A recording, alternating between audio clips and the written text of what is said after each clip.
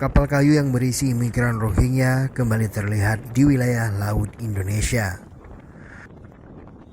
Dalam video yang beredar di media sosial, seorang nelayan asal Aceh merekam kapal patroli India yang tengah menarik kapal bermuatan imigran Rohingya ke wilayah perairan Indonesia.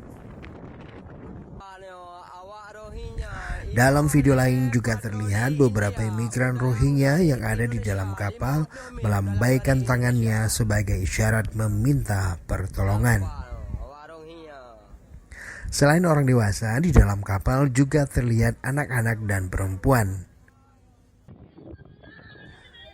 Dalam video lain juga terlihat nelayan Aceh memberikan bantuan makanan dan minuman untuk para imigran Rohingya yang tengah terkatung-katung di tengah laut tersebut.